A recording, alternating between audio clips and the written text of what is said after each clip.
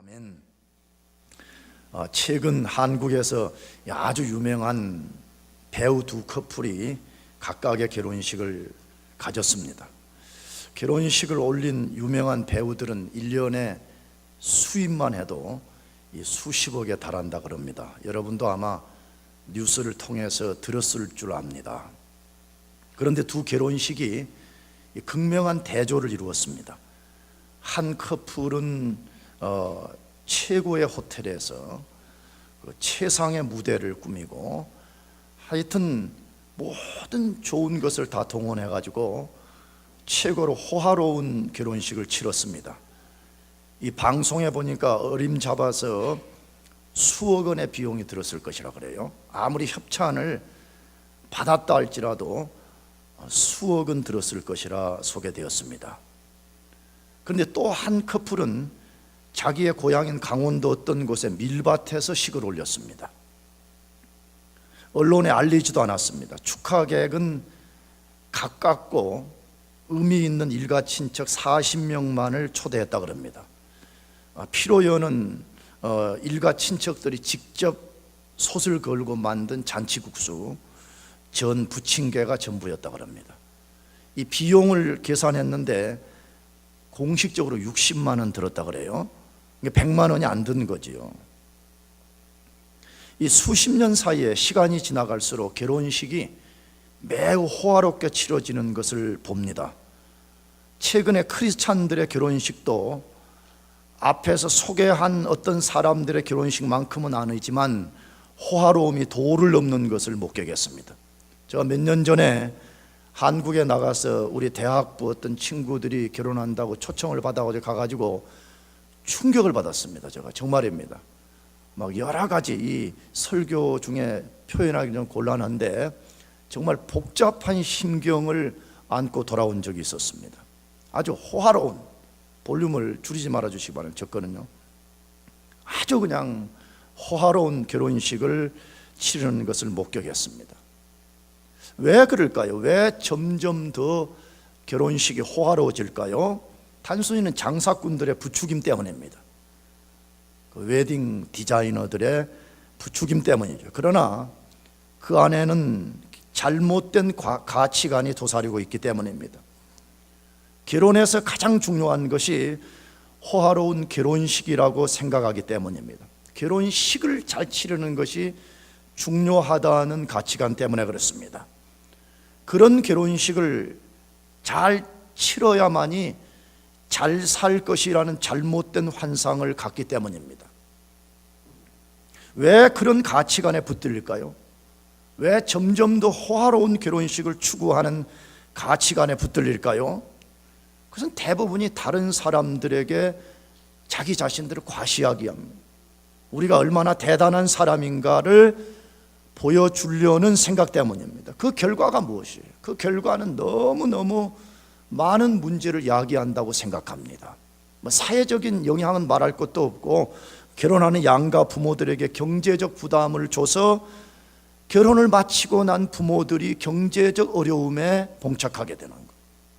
심지어 결혼하는 자신들도 오랫동안 경제적 후유증을 겪는 것을 보게 됩니다. 그렇다면 크리스찬 젊은이들은 결혼할 배우자들을 받아들이는 결혼식을 어떻게 치르는 것이 좋을까 하는 것입니다.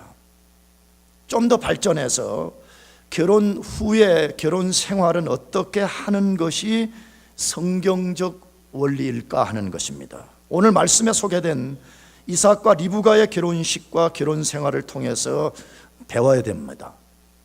성경은 왜 이 두 사람의 결혼식과 결혼 생활을 소개하고 있는지를 생각해 봐야 됩니다. 왜 이 두 사람의 만남으로 딱 끝을 내버리지 않고 그들의 결혼 예식과 예식 후의 결혼 생활을 소개하고 있는가 하는 것입니다. 가장 큰 이유는 하나님이 자신이 약속한 말씀을 그대로 성취한다는 걸 보여주는 것이에요. 아브라함에게 후손이 있을 것이라고 말씀하고 그 후손이 실제적으로 이삭으로 태어났어요.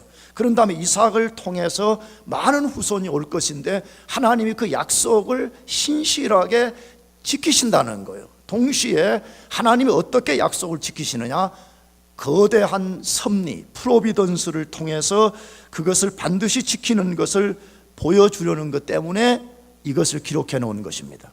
그러나 동시에 크리스찬들이 어떤 원리로 결혼식을 올려야 되고 어떤 원리 속에서 결혼 생활을 해야 되는지를 보여주려는 의도 때문입니다. 그러므로 미혼의 젊은이들은 앞으로 맞이하게 될 결혼식을 어떤 원리로 해야 될 것인지를 배우는 것이 필요합니다. 기혼자들은 이미 주어진 결혼 속에서 어떤 원리로 살아야 될 것인지를 배우는 것이 필요합니다. 그렇다면 크리스찬의 결혼식과 결혼 생활의 원리는 무엇인가 하는 것입니다. 첫 번째로 신랑은 깊은 묵상과 사랑으로 신부를 맞이하라고 말씀합니다. 신랑은, 신랑 될 사람은, 혹은 신랑이 된 사람은 깊은 묵상과 사랑으로 자기 아내를 맞이해야 된다라고 소개하고 있습니다. 그것이 창세기 24장 61절에서 63절의 말씀입니다. 리브가가 일어나 비자와 함께 약대를 타고 그 사람을 따라가니 종이 리브가를 데리고 가니라. 때에 이삭이 부엘라 헤로이에서 왔으니 그가 남방에 거하였습니다. 이삭이 저물 때 들에 나가 묵상하다가 눈을 들어 보매 약대들이 오더라 라고 되어 있습니다. 이 말씀은 신랑을 맞이하기 위해서 먼 길을 떠나온 리브가와 신부를 맞이하기 위해 오랫동안 기다렸던 이삭이 어떻게 만남을 갖게 되었는지를 소개하는 말씀입니다. 신랑인 이삭이 어떻게 신부를 기다리며 맞이했다고 소개되어 있지요? 다시 본문에 뭐라고 되어 있어요? 이삭이 저물 때에 들에 나가 뭐하다가? 묵상하다가 라고 되어 있습니다. 여기 묵상하다라는 이 원래 단어를 어떤 성경에서는 기도로 번역한 성경이 있습니다. 저는 이 둘은 틀리지 않다고 생각합니다. 묵상과 기도는 같은 원리 속에 있는 어떤 특성이라고 보고 있습니다. 이삭의 결혼을 앞두고 얼마만큼 기도했는지는 알 수 없지만 깊은 묵상과 기도 속에 있었음을 분명히 보여주고 있습니다. 그가 얼마나 매일 얼마만큼 했는지는 모르지만 이것을 통해서 그는 깊은 묵상의 사람이었으며 그는 기도의 사람이었음을 우리에게 소개하고 있습니다. 이것을 보면 이삭이 묵상과 기도를 통해서 무엇을 생각했는지를 우리가 추측할 수가 있습니다. 아마 그랬을 것 같아요. 하나님께서 자기 아버지 아브라함이 보낸 종을 통해서 자신의 배우자를 순적히 만날 수 있게 해달라고 기도했을 것입니다. 당연하지 않겠어요? 왜? 아버지가 종을 보낼 때 이삭도 곁에 있었으니까 이제 자기 배우자를 얻기 위해서 종이 출발하는 과정 속에 있으니까 분명히 기도할 때 하나님이 순적하게 역사하셔서 내 배우자 될 사람을 종이 순적히 만나게 해주십시오 라고 기도했을 것입니다. 나아가서 이 묵상 속에는 단순히 만남뿐만 아니라 결혼하게 되면 어떻게 배우자를 대해야 할지를 깊이 생각했을 것입니다. 하나님이 종을 통해서 배우자를 데려오게 되면 내가 그 이후에 어떠한 결혼 생활을 할 것이라는 깊은 생각을 했을 거라고 추론이 됩니다. 결혼을 꿈꾸는 젊은이들에게 이삭과 같이 깊은 묵상과 기다림을 통한 갈망의 시간이 절대로 필요합니다. 이런 시간은 오늘로 말하면 결혼 준비 기간입니다. 결혼 준비 기간이 필요해요. 내가 몇 번 말씀드려 결혼 준비 기간은 하기만 따는 것이 다가 아니에요. 자기가 원하는 어떤 하기만 하나 손에 넣는 것이 결혼 준비가 아니에요. 대부분은 그렇게 생각하는 사람들이 많이 있어요. 내가 공부 많이 해서 하기만 하나 따놓으면 주변에 사람들이 몰려올 것이라 라고 착각하는 사람들이 많이 있어요. 결혼 준비는 1차로 그런 것이 아니에요. 하나님 앞에서 이삭과 같이 깊은 묵상과 자기 배우자를 기다림 속에서 갈망하는 시간을 가져야 되는 것이에요. 이런 시간이 없이 결혼에 임하기 때문에 많은 문제를 야기하는 것을 보게 됩니다. 저도 언젠가 저 경험을 말씀드렸어요. 저도 결혼만 하면 잘 살 줄 알았어요. 그냥 건강한 육체만 갖고 결혼에 임하면 잘 살 것이라고 생각했지만 절대 그렇지 않다는 걸 경험했어요. 아마 여기 결혼한 분들이 느낄 거예요. 여러분들이 결혼을 시작했을 때는 그렇게 많이 싸울 거라고 상상해 본 적도 없을 거예요. 아멘이죠? 안 싸웁니까 여러분은? 내가 나만 싸우는 거예요? 뻘쭘하네. 나는 결혼 전에는 상상을 해본 적이 없어요. 그렇게 싸울 거라고. 나 그렇게 싸울 줄 알았으면 결혼 안 했을 거예요. 근데 왜 그러는 거예요? 사랑하겠다고 결혼했는데 왜 그렇게 싸우는 것이에요? 결혼 준비 기간이 없어서 그러는 거예요. 저는 결혼 준비 기간이 없었어요. 그냥 학교 다니면서, 신학교 다니면서 만나서 커피만 마시고 맨날 둘이 이야기하고, 그게 전부라고 여기는 것이었어요. 깊은 묵상, 기다림을 통한 배우자에 대한 깊은 갈망의 시간이 없었던 것이에요. 하나님이 결혼 제도를 만드시고 아담과 하와 두 사람을 한 몸 만드는 과정을 우리가 주목해서 보는 것이 필요해요. 하나님이 아담을 창조하시고 아담의 갈빗대로 하와를 창조하신 후에 두 사람을 결혼시켜서 한 몸을 되게 했는데, 이것 전에 아담에게 요구한 하나님의 요구가 있어요. 그것이 창세기 2장 21절 말씀이에요. 같이 한번 읽어보겠습니다. 여호와 하나님이 아담을 깊이 잠들게 하시니 잠들매 그가 갈빗대 하나를 취하고 살로 대신 채우시고라고 되어 있어요. 자, 하와를 창조하기 전에, 하와와 한 몸이 되게 하기 전에 하나님이 아담을 깊이 잠들게 했다라고 되어 있습니다. 왜 잠들게 했지요? 단순하게는 갈빗대를 취하려면 이거 잠을 들게 만들어야 돼요. 고통을 없애기 위해서 깊이 잠들게 하고 거기서 갈빗대를 취한 거죠. 여기서 마취제가 나온 거거든요. 진짜예요. 이 마취제는 크리스찬이 발명한 거거든요. 이 말씀을 묵상하다가 마취제를 만든 거거든요. 그러니까 하나님이 아담을 깊이 잠들게 하신 후에 고통 없이 갈빗대를 취해낸 거지요. 근데 성경은 단순히 그런 물리적인 이유를 넘는 훨씬 깊은 의미가 있다라고 말씀하고 있어요. 뭘 말씀하고 있어요? 여자는 어디에서부터 왔냐는 것이에요. 여자는 남자의 기품 속에서 나온 사람이라는 것을 기억하라는 것이에요. 언젠가 창세기 말씀드렸죠. 우맨 할 때 우는 라틴어로 프롬이에요. 여자는 어디서부터 왔냐? 나 여자인 나의 원래 오리진은 어디서부터 왔느냐? 남자로부터 왔다는, 그것도 남자의 기품 속에서 왔다는 것을 늘 기억하라고 하나님이 그렇게 하시는 것이에요. 그럼 남자에게는 무엇을 요구하는 것이냐? 남자는 깊이 잠들어 있는 상태에서 기다림과 갈망 속에서 배우자를 맞이해야 된다는 것을 보여주기 위함이에요. 깊이 잠들어 있으라는, 그 잠든 속에서 기다리고 갈망하고 그리워하고 이것을 길러내라고 하나님이 그렇게 하신 것이에요. 오늘날 얼마나 많은 남자들이 깊이 잠들어 있는 것을 할 줄 몰라요. 내가 자주 쓴 너무 나대. 뭐 한다고요? 너무 나대. 중학교 2학년만 되면 벌써부터 나대기 시작해. 중학교 3학년 되면 뽀뽀하려고 그러고. 그 나대니까 이상한 사람들을 만나는 것이에요. 제발 남자든 여자든 아담처럼 깊이 잠들어 있기를 축복합니다. 많이 잠들어 있어요. 할렐루야. 많이 잠들어 있어. 대학부는 4년 내내 잠들어 있어. 할렐루야. 성규 싫으냐? 4년 내내 잠들어 있어. 하나님 그렇게 하시는 거예요. 깊이 잠듦 속에서 하나님이 의도한 것을 구하라는 것이에요. 그렇다면 이삭이 묵상 중에 기다리는 결과가 무엇이에요? 깊이 묵상하고 기다리는 결과가 무엇이에요? 창세기 24장 63절 64절에 이삭이 저물 때 들에 나가 묵상하다가 눈을 들어 보매 약대들이 오더라. 리브가가 눈을 들어 이삭을 바라보고 약대에서 내려라고 되어 있습니다. 여러분 이 말씀을 잘 봐야 돼요. 이삭이 묵상 중에 신부를 기다릴 때 하나님께서 두 사람에게 절묘한 섭리를 나타내 주셨어요. 그것이 무엇이라고 되어 있어요? 두 사람의 뭘 열어줬어요? 눈을 열어줬다고 되어 있어요.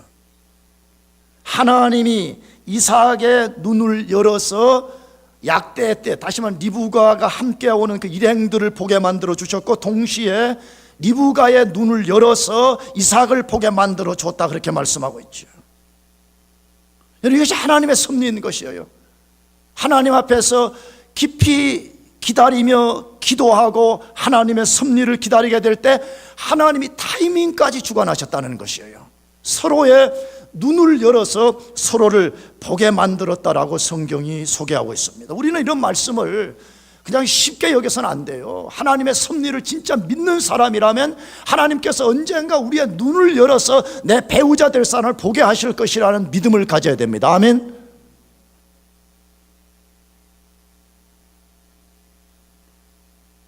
이삭이 오랜 기다림 속에서 묵상 중에서 리브가를 만나서 결혼하게 되었어요. 여러분, 그렇게 만난 리브가를 어떻게 대했다고 소개하고 있어요? 창세기 24장 67절 상반절 다 같이 읽어보겠습니다. 시작. 이삭이 리브가를 인도하여 모친 사라의 장막으로 들이고 그를 취하여 아내를 삼고 사랑하였으니 그랬어요. 자, 이제 결혼 예식을 마쳤어요. 이따가 소개하겠지만 그 후에 장막으로 안내해서 아내를 삼고 사랑하였으니 그렇게 되어 있습니다. 이삭이 리브가를 깊이 사랑했음을 성경이 암시하고 있습니다. 이것이 성경에 나오는 두 번째, 구약 성경의 두 번째 사랑이라는 단어예요. 이것이에요. 깊은 기다림 속에서, 깊은 묵상 속에서, 깊은 갈망 속에서 얻게 된 배우자를 깊이 사랑했다라고 소개하고 있습니다. 왜 오늘날 사람들이 쉽게 만나고 쉽게 헤어져 버려요? 기다림과 깊은 갈망과 묵상이 없이 만나니까 쉽게 만나고 쉽게 버려버리는 것이. 그렇잖아요. 우리가 값진 것일수록 귀하게 여기고 그것을 킵하려고 그러잖아요. 쉽게 얻는 거야. 쉽게 물건도 쉽게 얻으면 쉽게 버려지잖아요. 그렇죠. 나도 그러더라고. 나도 살아보니까 내가 어디서 유수도 돌아다니다가 무슨 거라지 세일에서 얻은 것들은 그냥 쿵 깨져도 막 그렇게 심쿵 안 와요. 이거예요. 그렇지? 기스 팍 나도 별로 안 놀래. 그 내가 막 돈 주고 산 거 있죠. 돈 주고 산 거. 이것들이 막 깨지거나 기스 나면 정말 막 마음에 스크래치가 나가지고 나는 약간 좀 쫌상이에요. 그래가지고 그것도 며칠 또 막 가슴앓이를 해야 돼요. 남녀 관계도 나는 그런 원리가 있다고. 쉽게 만나니까 쉽게 헤어져 버리는 거예요. 아담 깊이 잠들었어요. 이삭 깊이 묵상하면서 오랫동안 기다리는 거예요. 그러니까 자기의 배우자를 깊이 사랑한 것이에요. 이것이 남편의 역할이에요. 이것이 신랑이 아내를 맞이할 때 가져야 되는 최고의 원리인 것이에요. 아내에 대한 남편의 의무와 책임은 아내를 사랑하는 것입니다. 에베소서 5장 25절에도 말씀합니다. 남편들 아내 사랑하기를 그리스도께서 교회를 사랑하시고 위하여 자신을 주심같이 하라라고 되어 있습니다. 남편은 아내를 어떻게 사랑해야 되냐, 신랑은 신부를 어떻게 사랑해야 되냐 할 때 그리스도가 교회를 사랑하시고 위하여 자신을 주심같이 하라 그랬죠. 그리스도가 교회를 사랑한다, 이 말 속에는 여러 설명이 필요하지만 하나는 책임이에요. 신랑은 신부 될 사람의 모든 것을 책임져야 되는 역할이 있어요. 그것을 할 수 있을 때 결혼할 수 있는 것이에요. 나가서 그리스도가 교회를 위해 자신을 주심같이 하라, 희생이죠. 자기의 배우자를 위해서 책임을 다하고 희생할 각오를 하라. 이것이 신랑의 역할이라는 것이에요. 이것이 남편들의 역할이라는 것이에요. 다시 묻습니다. 리브가에 대한 이삭의 사랑은 어디에서 온 것입니까? 하나님 앞에서 깊이 묵상하고 갈망하고 기다릴 때 나온 것입니다. 사랑하는 형제 여러분들, 깊은 묵상 속에서 배우자를 만나길 바랍니다.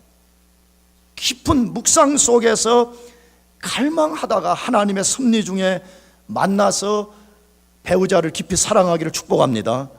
두 번째로 크리스찬의 결혼식과 결혼생활의 원리는 어떠해야 되는가 하는 것입니다.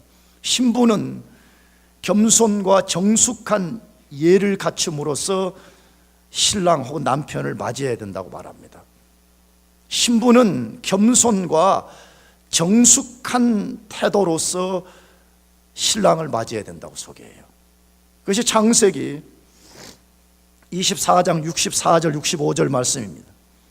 리브가가 눈을 들어 이삭을 바라보고 약대에서 내려 종에게 말하되 들에서 배회하다가 우리에게로 마주오는 자가 누구뇨? 종이 가로되 이는 내 주인이니이다. 리브가가 면박을 취하여 스스로 가리우더라라고 되어 있습니다. 이 말씀은 리브가가 신랑인 이삭을 만나고 맞이하는 장면을 소개한 것이죠.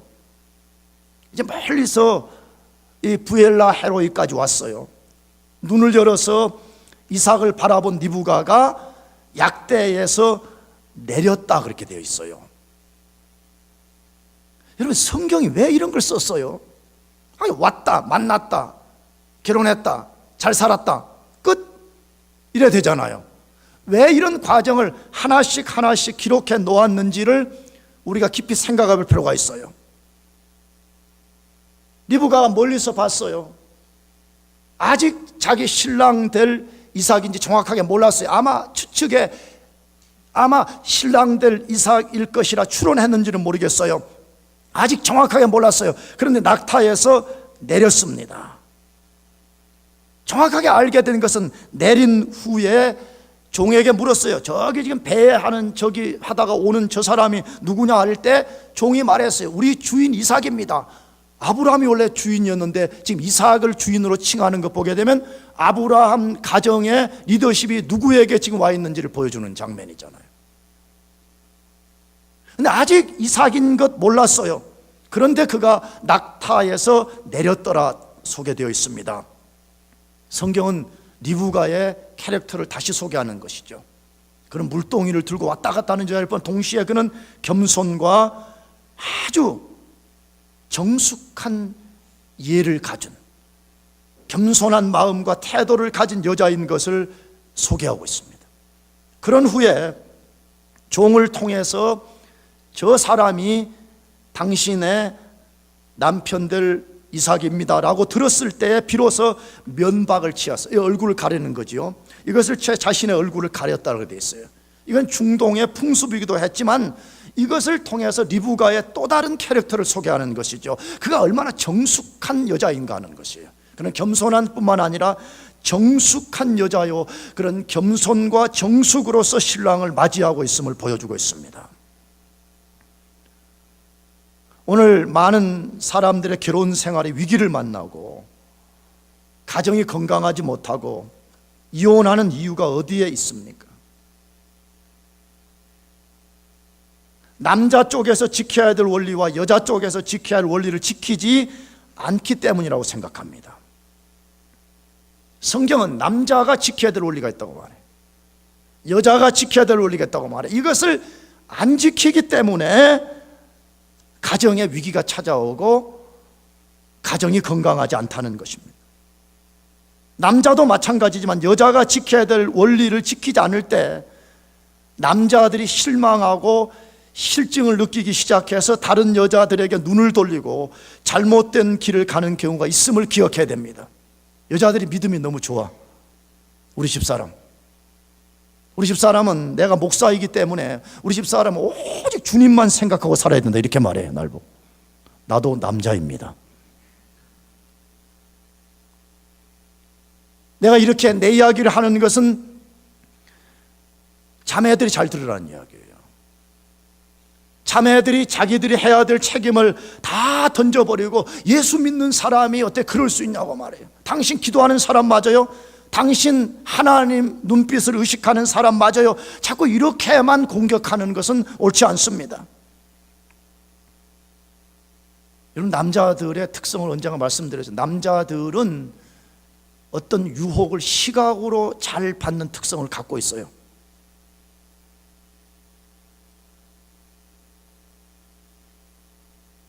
근데 자매들이 결혼과 동시에 자기들이 해야 되는 책임, 자기들이 해야 되는 예의를 다 무장 해제시켜버리는 것이에요. 그러면 남자들 보고 어떻게 하라는 거죠?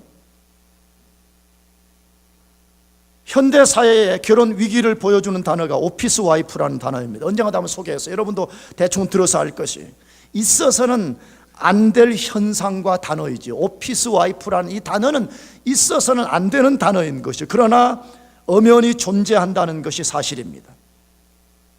그렇게 영원한 사랑이 지속될 것처럼 느껴서 결혼한 사람들이 어느 시점에 사랑이 식어지게 되고 결혼 후에 예의를 갖추지 않고 무장해제된 부인의 모습을 보다가 직장에서 여러 면에서 세련된 모습을 하고 있는 여자들을 보면서 그들과 더 친밀한 시간을 많이 갖고 더 친밀감을 높이게 되는 그런 행위들을 하게 됨으로 해서 위기를 만나게 되는 것이죠. 여자가 결혼을 했다고 할지라도 스스로를 무장해제시키는 것은 위험한 일입니다. 특별히 겸손과 정숙한 태도를 버리는 것은 매우 위험한 모습이 아닐 수 없습니다. 내가 창세기 24장 결혼을 강해하면서 위험하다고 한 건 몇 번 이야기했어요. 첫째 뭐지요? 다이어트 하지 않고 마음대로 사는 거 위험해요. 여러분, 누구 어떤 사람을 임신 공격하려니 사실이기 때문에 사실을 좀 세게 말하는 거예요. 두 번째, 예쁘지도 않으면서 애교도 없는 여자. 세 번째, 지금 뭐지요? 겸손과 정숙한 태도를 버려버리는 여자. 매우 위험합니다. 매우 위험한 길을 가고 있는 것이에요. 성경은 여자가 남편 앞에서 겸손과 정숙의 예를 갖출 것을 여러 곳에서 말씀합니다. 물론 남자에 대한 책임도 여러 곳에서 말씀하죠. 그러나 여자는 남편 앞에서 겸손과 정숙의 예를 갖추라고 많은 곳에서 말씀해요. 근데 그 중에 이 부분을 복합적으로 말씀하는 성경이 베드로전서 3장 1절에서 6절 말씀인데, 우리 좀 길지만 천천히 다 같이 읽어보겠어요. 그래서 남편들도 아내들도 우리가 이 부분을 다시 한번 상기하면 좋겠어요. 같이 읽어보겠습니다. 시작. 아내된 자들아, 자기 남편에게 순복하라. 이는 혹 도를 순종치 않는 자라도 말로 말미암지 않고 그 아내의 행위로 말미암아 구원을 얻게 하려 함이니, 너희의 두려워하며 정결한 행위를 봄이라. 너희 단장은 머리를 꾸미고 금을 차고 아름다운 옷을 입는 외모로 하지 말고 오직 숨은 사람을 온유하고 안정한 심령에 썩지 아니할 것으로 하라. 이는 하나님 앞에 값진 것이니라. 전에 하나님께 소망을 두었던 거룩한 부녀들도 이와 같이 자기 남편에게 순복함으로 자기를 단장하였나니, 사라가 아브라함을 주라 칭하여 복종한 것 같이 네가 선을 행하고 아무 두려운 일에도 놀라지 아니하므로 그의 딸이 되었느니라. 여러 말씀 많이 하죠. 그러나 오늘 본문과 관련해서 자매들 향해서 그들의 딸이 되라고 말하면서 누구처럼 거룩한 부녀들도 이와 같이 했다. 거룩한 부녀들이라고 복수를 썼어요. 대표적으로 누구지요? 사라와 리브가를 지칭하는 것이죠.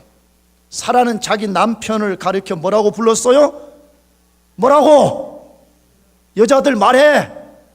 뭐라고? 주라고. My Lord. 오늘 결혼한 자매들은 미애 자매를 대표해서 집에 가면서 다 차에서 자기 배우자들 My Lord라고 불러요. 아멘? 아멘 했어요? 승연자매도 해요. 알겠죠? 저 진영자매 해요? 아멘. 좋았어요. 다 해요. 이선이도 해요. 웃고만 해요. 분명히 순종하라 그랬는데 말로 오더라고 했다는 거예요. 거룩한 부녀들도 이와 같이라고 했으니까 이 거룩한 부녀들은 누구지요? 다시 사라와 리브가를 지칭하는 것이에요. 그런 사람이 진짜 그들의 딸이 된다, 그들의 후손이 된다, 그 말이죠. 성경은 말씀합니다. 신부가 신랑을 대해야 될 원리를 잘 지키라고 말해요.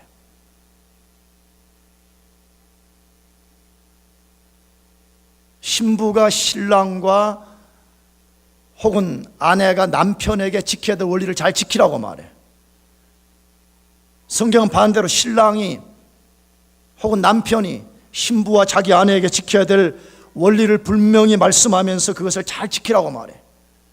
자매된 여러분 모두가 사라와 리브가처럼 행동하기를 축복합니다. 마지막 세 번째로 결혼 예식과 결혼 생활을 어떻게 해야 되냐 하는 것이에요. 결혼식은 소박하면서 영적인 의미를 갖게 만들라는 거예요. 결혼식은 소박하면서 영적 의미를 가지라 그렇게 말씀해요. 창세기 24장 67절에 이삭이 리브가를 인도하여 모친 사라의 장막으로 들이고 그를 취하여 아내를 삼고 사랑하였으니 이삭이 모친 상사 후에 위로를 얻었더라라고 말씀합니다. 이 말씀은 이삭과 리브가의 결혼식과 결혼 생활에 대한 묘사입니다. 어떤 특징을 갖고 있습니까? 어떤 특성을 갖고 있다고 말해요? 소박함입니다. 아주 심플함입니다. 아무리 고대 당시라고 해도 너무 소박합니다. 그들의 결혼식 과정을 전부를 다시 살펴보세요. 그들은 하나님이 서로의 눈을 열어 보게 해 주셨을 때 만났어요. 이삭은 종이 전해준 하나님의 섭리와 인도에 대한 이야기 전체를 들었어요. 그 후에 종이 데리고 온 리브가를 신부로 맞이해서 사라의 장막으로 드렸습니다. 이것이 그들의 결혼식 전부입니다. 오늘 현대인들이 갖는 결혼 의식에 없는 것들이 너무 많습니다. 프로포즈가 없습니다. 들꽃 한 다발도 없습니다. 이번에 어떤 유명한 배우가 60만 원 주고 결혼한 그 사람 들꽃을 꺾어서 신부에게 줬다고 내가 봤는데, 이삭은 들꽃도 없습니다. 화려한 드레스가 없습니다. 많은 축하객도 없습니다. 화려한 조명도 없습니다. 진귀한 음식도 없습니다. 신혼여행도 없습니다. 유명한 주례사도 없습니다. 이들의 결혼식은 현대 결혼식에 비하면 없는 것 투성이입니다. 없는 것 투성입니다. 그러나 그들의 결혼은 현대인들이 쉽게 갖지 못한 것이 있었습니다. 서로에 대한 신뢰와 사랑이었습니다. 이삭과 리브가의 결혼 생활을 보면 깊은 신뢰와 사랑이 있었더라라고 소개되어 있어요. 어떻게 그럴 수 있었습니까? 어떻게 들꽃 한 송이도 없이 신혼여행도 안 갔다 온 이 사람들이 깊은 신뢰와 사랑 속에 살 수 있었습니까? 하나님의 섭리에 대한 믿음과 순종 때문이었습니다. 자신들의 결혼은 우연하게 이루어진 것이 아니라 하나님이 그들의 모든 결혼을 주관하고 섭리하고 인도하셨다는 절대적 믿음을 가졌기 때문에 비록 화려한 의식이 없었다고 할지라도 결혼에 그들은 임했고 서로를 깊이 사랑하게 된 것입니다. 신뢰하고 사랑하고 그렇게 살게 된 결혼의 결과는 무엇입니까? 두 사람이 결혼에 대한 언약을 끝까지 지켰다는 것입니다. 이삭의 스토리를 읽어보면 이삭은 죽을 때까지 첩을 얻지 않고 리브가와 언약 관계 속에서만 살았습니다. 성경의 족장들은 다 첩들을 얻었습니다. 이삭만은 리브가와 죽을 때까지 함께 살았다고 소개되어 있습니다. 결혼의 가장 중요한 핵심이 여기에 있습니다. 결혼은 서로가 죽을 때까지 하나님 앞에서 언약을 지키기로 하고 언약을 맺고 그것을 지키는 삶이 결혼 생활인 것입니다. 결혼은 결혼식을 화려하게 하는 것이 중요하지 않아요. 두 사람을 한 몸 되게 하시고 한 언약 관계 속에 살게 하신 하나님 앞에서 그 언약을 끝까지 지키는 것이에요. 어떤 위기가 찾아오고 어떤 유혹이 찾아오고 어떤 어려움이 찾아와도 그 언약 관계를 끝까지 지켜 사는 것, 이것이 크리스찬 결혼 생활이라는 것이에요. 하나님이 아담 하와를 결혼시키는 스토리를 보면 그것을 알 수가 있지 않아요? 아까도 소개했지만 하나님이 아담을 깊이 잠들게 하고 아담의 갈비뼈를 뽑아서 하와를 만들고 하나님이 하와를 이끌어 왔더라. 아마 하나님이 하와의 손을 잡고 이제 오신 거지요. 그래서 두 사람이 하나님 앞에서 한 몸이 되게 하신 것이에요. 하나님이 이렇게 할 수도 있잖아요. 하와를 만들고, 그래 너 돌아다니다가 에덴 동산 안에 남자 한 명 이상한 놈 생길 거야, 그 만나가지고 대충 살든지 말든지 해. 하나님이 그렇게 하실 수도 있잖아요. 하나님 그렇게 안 하시고 일부러 하와를 이끌고 아담에게 왔더라 그래 돼 있죠. 무슨 말이에요? 너희들의 지금 한 몸 되면 내 앞에서의 이제는 언약 삶을 시작하는 것이라는 것이에요. 그러므로 내가 언제가 소개했지만 서양식 결혼을 하는 거 있잖아. 여기 혹시 아버지들 신부들 결혼할 때 왜 신부를 잘 아버지가 데려가는지 모르신 분들 있다면 오늘 아시길 바라요. 새나 아버지도 아시고 새나를 그렇게 데려가시길 축복합니다. 서양 결혼식의 오리지널 모델은 에덴 동산이에요. 하나님이 하와를 손에 손잡고 신랑에게로 데리고 가서 신랑을 맞이하는 이 광경 때문에 오늘 서양식 결혼의 원리가 만들어진 거거든요. 그러니까 이것을 우리가 신학적 의미를 부여한다면, 우리가 서양식 결혼 예식을 따른다면 최소한 나는 이제부터 결혼 언약을 맺은 이것을 죽을 때까지, 죽음이 갈라놓을 때까지 이것을 지키겠다고 하는 결혼 선언인 것입니다. 언약 선언인 것입니다. 나는 이것을 반드시 지키겠습니다 하는 것이에요. 그러므로 결혼식은 화려한 것보다 영적 의미가 더 중요한 것이에요. 자꾸 화려한 호텔에서 하려고 하지 말고 하나님 앞에서 언약을 맺는 결혼 예배를 드려요. 하나님, 나는 앞으로 어떤 유혹, 어떤 위기, 어떤 고통이 찾아와도 하나님 앞에서 언약을 맺은 내 배우자와 끝까지 언약을 지키겠습니다 하고 그렇게 살기를 바라는 것이에요. 이것이 매우 중요하다고 말해요. 말라기 2장 14절 마지막 다 같이 읽어보겠습니다. 시작.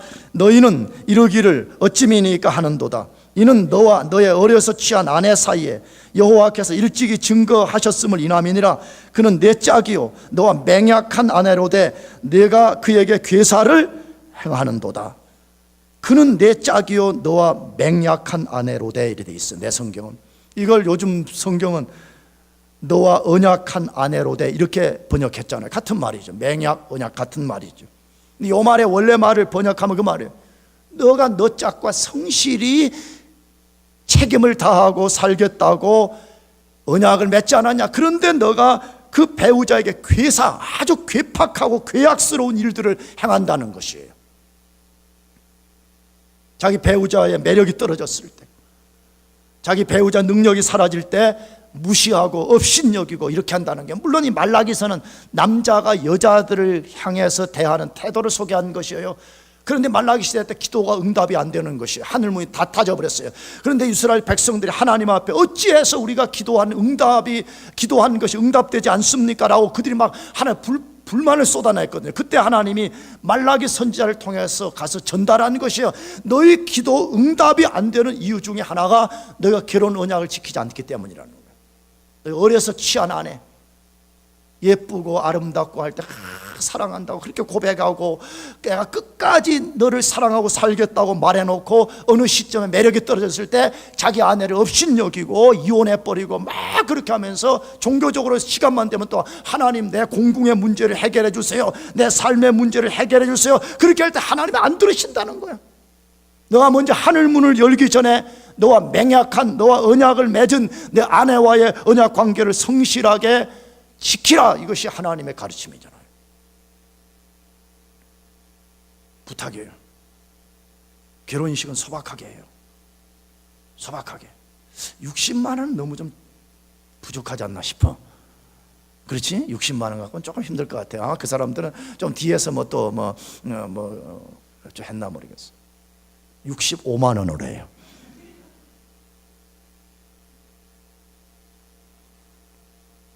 결혼식보다 더 중요한 것은 하나님 앞에서 언약을 맺고 그 언약을 끝까지 지키는 것이에요. 여러분 모두가 그러한 결혼식을 맞이하고 또 하나님이 그런 결혼 예식을 주실 때 여러분이 그런 언약 속에 살아가는 축복이 있기를 바랍니다. 기도하겠습니다. 우리 같이 자리에서